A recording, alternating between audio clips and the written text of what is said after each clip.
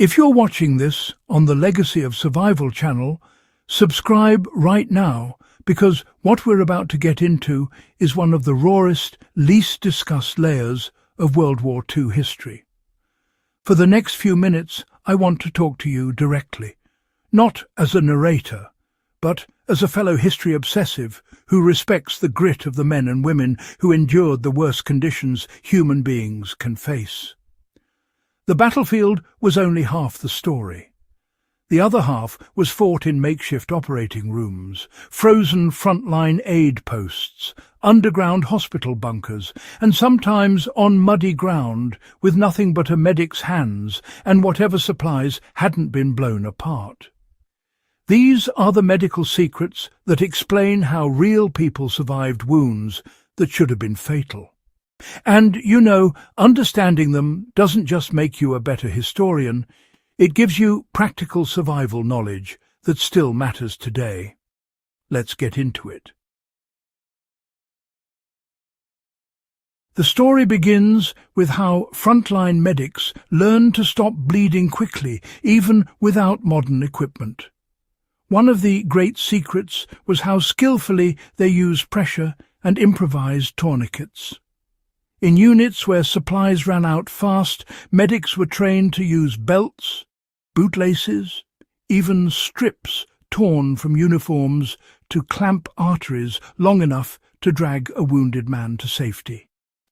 A surprising number of survivors later said that 10 extra seconds of pressure from a medic's palm saved their life.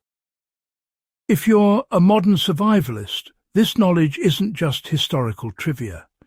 You can apply the same principle by mastering direct pressure, learning exactly where major arteries run, and carrying a compact tourniquet in your kit. In a real emergency, speed, not gear, matters most. Another medical secret that saved thousands was the rapid shift toward preventing infection before treating anything else. World War II was full of wounds created by dirty shrapnel, soil, rusted metal, and contaminated water. Doctors quickly realized that even a minor-looking injury could kill if infection set in. That's why aggressive wound debridement became standard. Surgeons cut away dead tissue in a wide radius around the wound, sometimes shocking the patient with how much was removed. But the results explain why so many lived. If you study survival medicine today, the takeaway is clear. Cleaning and flushing a wound thoroughly, really thoroughly, is often the difference between survival and disaster when you're far from professional care. Field hospitals also changed the game by introducing mobile blood banks. Before World War II, blood transfusions were still a developing science. But once military doctors saw how many lives could be saved by immediate transfusion, they designed portable refrigeration and storage that allowed medics to bring blood right to the battlefield. This meant soldiers with massive blood loss could receive help within minutes instead of hours. For history enthusiasts, the real insight here is that logistics and medicine became inseparable. And for survivalists, the lesson is to think in terms of readiness. Know your blood type, keep medical information accessible, and understand the signs of hemorrhagic shock so you can act decisively. One of the most overlooked breakthroughs was the use of sulfur drugs. These powdery antibiotics were sprinkled directly onto open wounds, drastically reducing infections that had been fatal in earlier conflicts. Soldiers and medics carried small tins of it everywhere. Civilians today can mirror that mindset by keeping a solid first-aid antibiotic cream or tablets in any long-term preparedness kit. It's not about nostalgia. It's about adopting practices that proved their worth under the harshest conditions imaginable. Another secret that deserves more attention is how effectively medics treated shock. Many wounded soldiers died not from their injuries, but from the body's response to trauma. WWII medical teams learned to elevate legs, keep the wounded warm, and calm them with steady communication, even while chaos surrounded them. They understood that psychological steadiness had physiological power. Next time you're in a real emergency, remember that stabilizing a person emotionally, speaking evenly, keeping them alert, can buy precious minutes until help arrives.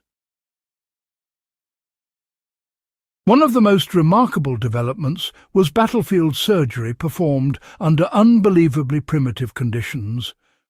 Surgeons operated in tents shaken by artillery, on ships rolling with the waves, and in underground bunkers with dim lighting. They sometimes used local anesthesia when supplies of general anesthesia ran low, forcing patients to stay awake while surgeons worked. The takeaway isn't just admiration, it's the recognition that skill outweighs circumstance. In your own life, whether learning first aid or survival skills, competence built through repeated practice will always matter more than perfect conditions. A lesser-known secret involved burn treatment. During the Second World War, there were, enormous numbers of burn casualties, especially from tank warfare and aviation fuel. Instead of those outdated drying-out techniques, doctors discovered that keeping burns moist and covered reduced shock and improved healing dramatically. This method, in its modern form, is still used today. Anyone building a survival kit should absolutely include sterile burn dressings and gels because, burns are among the most common injuries in real emergencies. Another breakthrough came from developing evacuation chains, known as the Golden Hour, even before the term existed. Medical teams learned that a wounded soldier's odds skyrocketed if he reached surgery within 60 minutes. This led to coordinated aid stations, field ambulances, and eventually airborne evacuations. The modern application is straightforward. Whenever you're responsible for others, out hiking, travelling, or working in remote areas, establish your own version of an evacuation plan. Know the fastest routes, nearest clinics, and communication options before anything goes wrong. The final secret was the psychological resilience training given to medics and nurses.